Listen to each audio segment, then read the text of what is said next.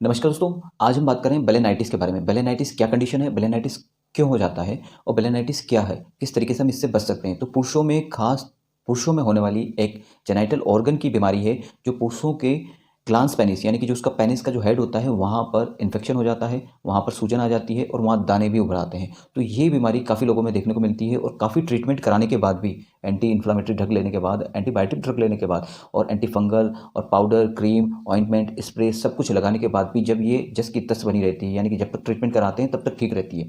लेकिन इसका permanent solution क्या है दोस्तों?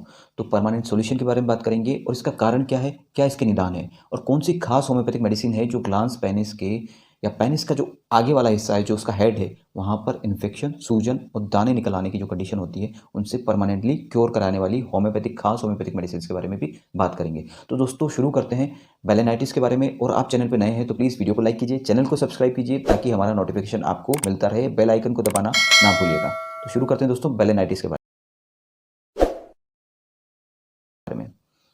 नमस्कार दोस्तों, मैं हूं डॉक्टर अभिषेक। आपका एक बार फिर से स्वागत करता हूं अपने होम्योपैथिक यूट्यूब चैनल पे। दोस्तों आज हम बात कर रहे हैं बेलेनाइटिस के बारे में। बेलेनाइटिस एक इन्फ्लामेशन की कंडीशन है। आइटिस, जब किसी टर्म के पीछे आइटिस लग जाता है तो वो इन्फ्लामेशन हो गया। तो इस तरीके से जो है ग्लांस पेनिस, पेनिस का सबसे आगे वाला पार्ट जो होता है वहाँ पर इन्फेक्शन हो जाता है और इन्फेक्शन की वजह से सूजन आ जाती है, रेडनेस आ जाती है, इचिंग होती है, खुजली चलने लगती है और खुजली के बाद दाने निकल आते हैं और वो सूजन जो होती है वो बढ़ जाती है। तो ग्लांस पेनिस जो होता है वो सूज के बड़ा हो जाता है और स्किन जो होती है उसके ऊपर की जो कवर करने वाली स्किन होती है, जिसे फोर स्किन कहा जाता है, बंद जाती है ताकि वो आगे पीछे नहीं हो पाती है। तो दोस्तों ये क्यों हो जाता है, यही बेलेनाइटिस कहलाता है। और बेलेनाइटिस क्यों हो जाता है, क्या इसके कारण होते हैं, किस तरीके से हम इससे बच सकते हैं और क्या क्या साइन एंड सिम्टम्स देखने को मिलते हैं। तो दोस्तों शुरू करते हैं बेलेनाइटिस के बारे में। देखिए बेलेनाइटिस जो है वो पुअर हाइजीन की कंडीशन जब होती है, हाइजीन मेंटेन नहीं कर पाते हैं, साफ सफाई नहीं रख पाते हैं। प्राइवेट पार्ट की, एक जेनिटल ऑर्गन की साफ सफाई रखना भी बहुत ज़्यादा जरूरी है। आप जिस तरीके से बाथिंग लेते हैं, नहाते हैं, पर प्राइवेट पार्ट को अच्छे से क्लीन नहीं कर पाते हैं। और सबसे कॉमन जो मैंने देखा है मेरे क्लिनिक पे कि बेलेनाइटिस के पेशेंट अच्छे से अपने प्राइवेट पार्ट को क्लीन करते हैं, अच्छे से सब कुछ करते हैं, हाइजीन भी मेंटेन करते हैं, लेकिन फिर भी उनकी कंडीशन बनी हुई रहती है। क्यों? क्योंकि उनके अंडरगारमेंट जो हैं वो प्रॉपर वे में हाइजीन नहीं बरत पाते।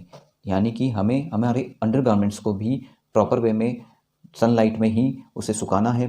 और वहाँ पे अगर आपका अंडरगारमेंट बहुत पुराना है तो प्लीज़ उसे अवॉइड कीजिए, नया ले लीजिए ताकि आपको हाइजीन मेंटेन करने में काफ़ी आसानी हो। हमारे अंडर गारमेंट में या प्राइवेट एरिया के यहाँ आसपास ह्यूमिडिटी या आर्द्रता या थोड़ी नमी अगर है तो आप ये मान के चलिए आपका इन्फेक्शन नहीं जाएगा। तो ये जो रीज़न है हाइजेनिक कंडीशन या पुअर हाइजेनिक कंडीशन, तो ये जो साफ सफाई नहीं बरतते हैं तो हमारे अंदर वो इन्फेक्शन जब आ गया तो वो बना रहता है।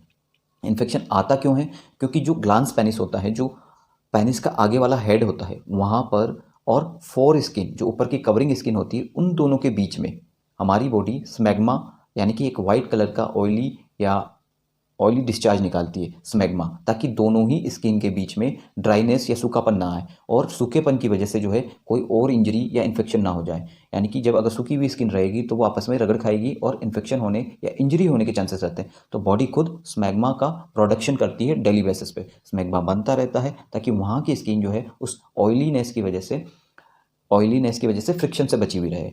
तो जब स्मैग्मा एक्सेसिव वे में निकलता रहे और हम उसे क्लीन ना करें, स्मैग्मा को और ग्लांस पेनिस को, वहाँ से ग्लांस पेनिस को क्लीन ना करें, फोर स्किन को पीछे करके अगर उसे क्लीन नहीं करेंगे तो वहाँ पर धीरे धीरे धीरे बैक्टीरियल ग्रोथ होने लगेगी, अदर इन्फेक्शन ग्रोथ होने लगेंगे और वो कहीं ना कहीं हमारे ग्लांस पेनिस पे जो है इन्फ्लामेशन की कंडीशन ले आएंगे। तो वहाँ पर सूजन आने लग जाएगी, वहाँ दर्द होना शुरू हो जाएगा, ईचिंग शुरू हो जाएगी, रेडनेस बनी हुई रहेगी और ये सूजन जो होती है वो बढ़ बढ़ के इतनी हो जाती है कि जो ऊपर की जो फोर स्किन होती है वो भी उससे टाइटली अटैच हो जाती है।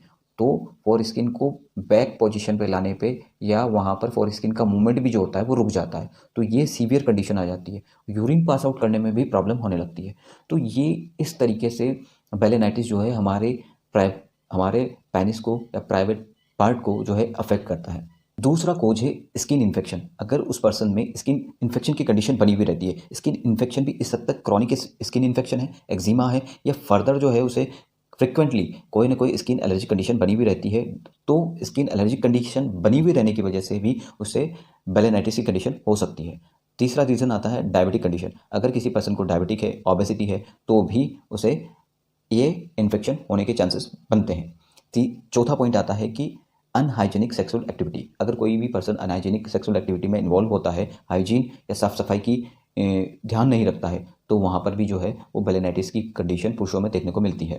तो बहुत सारी एंटीबायोटिक का यूज़ करते हैं या किसी बीमारी की वजह से एंटीबायोटिक का यूज़ ज़्यादा हो गया है उनके, तो भी बेलेनाइटिस की कंडीशन यानी कि स्किन इन्फेक्शन या फिर जो है ग्लांस पेनिस पे इन्फेक्शन होने के चांसेस बने हुए रहते हैं। तो ये रीज़न थे जिनकी वजह से बेलेनाइटिस हो सकता है। ये बेलेनाइटिस के कारण थे। अब कारण में ही मैं हर वीडियो में बताता हूँ कि कारण के अंदर ही हमारे उस बीमारी का प्रिकॉशन छुपा हुआ रहता है। तो कारण के अंदर ही प्रिकॉशन ये है कि हमें हमारे पुअर हाइजीनिक कंडीशन को मेंटेन रखना है, हाइजीन बरतना है, साफ सफाई का पूरा ध्यान रखना है। हमारे ग्लांस पेनिस को, फॉर स्किन को जो है वो पीछे करके ग्लांस पेनिस को पूरी तरीके से अच्छे से क्लीन करना है। देखिए, क्लीन करने का ये तरीका है कि बहुत सारे जो पर्सन होते हैं, जो बहुत सारे पेशेंट होते हैं, जो मैंने देखा है, वो सोप से, साबुन से ही उसे क्लीन करने लगते हैं, जाग बना करके क्लीन हो जाता है। लेकिन क्या होता है कि बहुत सी बार वहाँ पे साबुन रह जाता है या पूरी तरीके से क्लीन नहीं हो पाता है, तो वो वापस से फर्दर इन्फेक्शन पैदा करता है, वहाँ पर ड्राइनेस पैदा कर देगा। ड्राइनेस होते ही इन्फेक्शन पनपेगा। तो ये जो कंडीशन है, आपको सीधा और सीधा केवल और केवल जो है आपको वाटर से या वार्म वाटर से ही उसे वॉश करना है,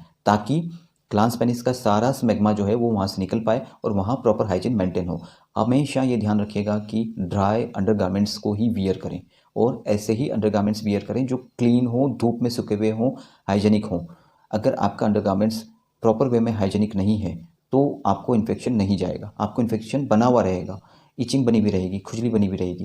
बहुत सारे पेशेंट पाउडर का यूज़ करते हैं ड्राई रखने के लिए उसको, तो ये यूज़ करने की ज़रूरत नहीं है। आप हाइजीन मेंटेन करिए, अपने अंडरगारमेंट्स को 2 से 3 बार दिन में चेंज करिए, ताकि बेलेनाइटिस से हम बच सकें। सेक्सुअल एक्टिविटी जो है वो भी हाइजीनिक रखिए, ताकि आपको बेलेनाइटिस की कंडीशन ना हो। अगर बेलेनाइटिस की कंडीशन आ चुकी है, इन्फेक्शन हो चुका है, तो हम उसे किस तरीके से प्रिवेंट कर सकते हैं और उन खास होम्योपैथिक मेडिसिन के बारे में बात करेंगे जो हमें इससे बचा सकती है। तो देखिए दोस्तों कि बेलेनाइटिस में हमें साफ़ सफाई रखनी है, ये हमारा काम है। लेकिन हमें इग्नोर नहीं करना है कि अगर कोई भी साइन एंड सिम्टम्स दिखाई देता है, रेडनेस आ जाती, इचिंग आ जाती, कोई दाने दिखाई देने लगते हैं या फिर इन्फ्लामेशन, सूजन आ जाती है, तो हमें एक प्रॉपर वे में अच्छे से होम्योपैथिक फिजिशियन को दिखाना चाहिए। क्यों? क्योंकि अगर आप ये कहीं से भी एंटी इन्फ्लामेटरी ड्रग या फंगल इन्फेक्शन की ड्रग्स अगर ले लेते हैं, अगर वहाँ फंगल इन्फेक्शन है ही नहीं, तो वो मेडिसिन काम नहीं करेगी और वो फर्दर बढ़ता हुआ चला जाता है। तो दोस्तों, हमें ये ध्यान रखना है कि प्लीज़ डॉक्टर से कंसल्ट करिए और बेलेनाइटिस से बचे हुए रहिए।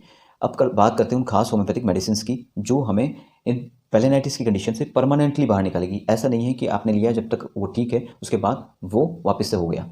तो बात करते हैं फर्स्ट लाइन ऑफ ट्रीटमेंट की, यानी कि आइटिस जहाँ हो जाता है, इन्फेक्शन जहाँ आ गया, इन्फ्लामेशन जहाँ आ गया, थ्रोट का इन्फेक्शन है, थ्रोट इन्फ्लामेशन हो रहा है या कहीं पर भी इन्फ्लामेशन है, इन्फ्लामेशन के साइन एंड सिम्टम्स कॉमन है, रेडनेस, सूजन, ईचिंग और पेन।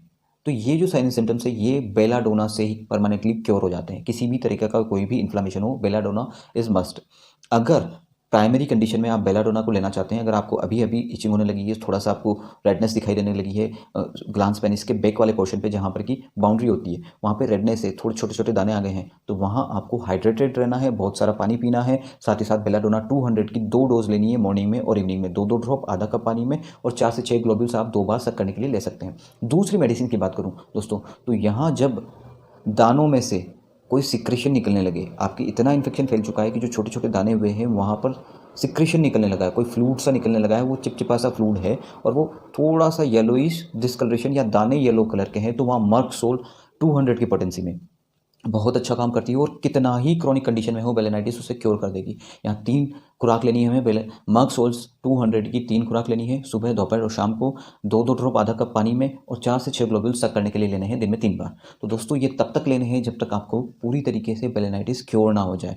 हाइजीनिक कंडीशन मेंटेन रखना है, धीरे से आपको अपना फॉर स्किन को पीछे करके उसे धीरे से वॉश करना है, ओनली फ्रॉम वाटर से ही वॉश करना है। कोई भी किसी भी तरीके का कोई सॉप, पाउडर या कोई भी प्रोडक्ट यूज़ नहीं करना है, अप्लाई नहीं करना है ग्लांस पेनिस पे, क्योंकि जिस तरीके से हम अप्लाई कर देंगे वापस से फॉर स्किन कवर कर लेगी, तो वो क्योर नहीं हो पाएगा।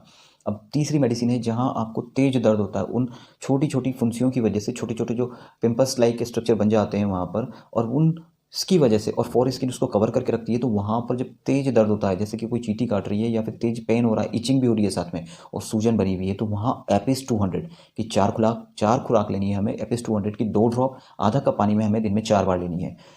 दोस्तों अगर इसे ग्लोबुल्स में ले रहे हैं तो 4 से 6 ग्लोबुल्स दिन में 4 बार एपिस 200 की लेनी है। बात करते हैं यहाँ कुछ और भी मेडिसिन हैं, जैसे साइलिशा 200 हो गया, थूजा 200 हो गया और मक्सोल्स 200 हो गया, और यहाँ पर हम स्ट्रेमोनियम 200 हो गया। तो ये जो मेडिसिन हैं ये बहुत ज़्यादा हेल्पफुल हैं हमारे बेलेनाइटिस की कंडीशन को बाहर निकालने के लिए। लेकिन सबसे कॉमन रीज़न जो है बेलेनाइटिस का वो है हाइजीन मेंटेन करके रखिए, बेलेनाइटिस की कंडीशन से दूर रहिए। तो दोस्तों ये जो वीडियो था बेलेनाइटिस के बारे में, वीडियो को लाइक कीजिए, ज़्यादा से ज़्यादा लोगों तक शेयर कीजिएगा, और अभी तक आपने चैनल को सब्सक्राइब नहीं किया तो प्लीज़ वीडियो को सब्सक्राइब कीजिए, चैनल को सब्सक्राइब कीजिए। Thank you.